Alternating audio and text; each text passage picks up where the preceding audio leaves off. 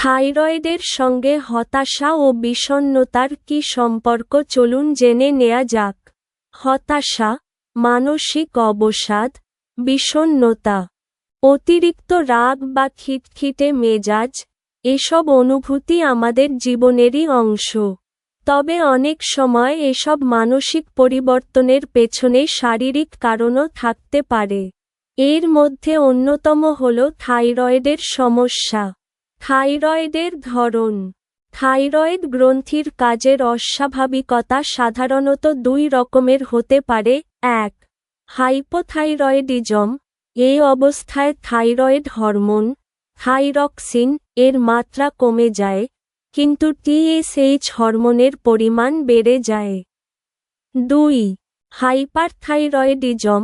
এখানে thyroid hormone T3 বা T4 কিংবা উভয়ের মাত্রা বেড়ে যায়, আর টিএসএইচের মাত্রা কমে যায়।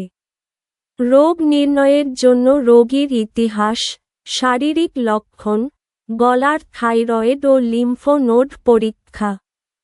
ওজন, রক্তচাপ, চোখ, ত্বক, হৃৎস্পন্দন, রিফ্লেক্স ইত্যাদি পর্যবেক্ষণ করা হয়।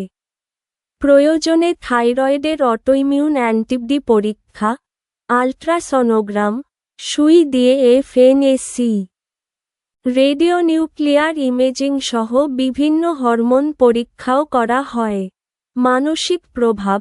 হাইপোথাইরয়েডিজমে মানসিক লক্ষণ হিসেবে দুশ্চিন্তা, বিষণ্ণতা, অবসাদ, স্মৃতিশক্তি হ্রাস, মনোযোগের অভাব। অতিরিক্ত ঘুম বা ক্লান্তি দেখা দিতে পারে।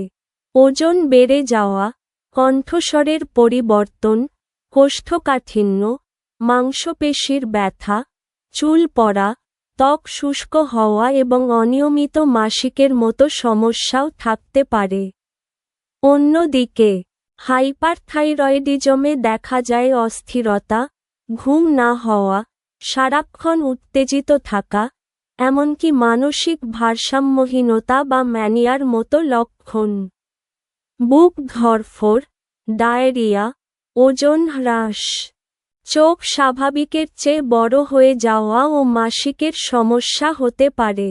উভয় অবস্থাতেই অনেকের গলায় গলগণ্ড দেখা দিতে পারে।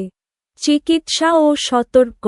থাইরয়েডের ওষুধ কারো ক্ষেত্রে সাময়িকভাবে লাগে, আবার কারো সারা জীবন চলতে পারে। বিশেষ করে গর্ভাবস্থার আগে, প্রথম, দ্বিতীয় ও তৃতীয় ত্রৈমাসিকে যদি সাবক্লিনিকাল হাইপোথাইরয়েডিজম ধরা পড়ে, তবে চিকিৎসকের পরামর্শে ওষুধ চালিয়ে যেতে হয়।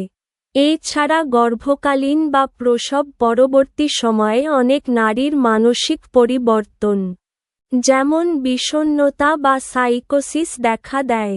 এই ধরনের ক্ষেত্রে থাইরয়েড পরীক্ষা করানো জরুরি। থাইরয়েডের ভারসাম্য বজায় রাখলে শুধু শারীরিক নয়, মানসিক সুস্থতাও ফিরে আসে। তাই মানসিক পরিবর্তনকে অবহেলা না করে চিকিৎসকের পরামর্শ নেওয়াই বুদ্ধিমানের কাজ।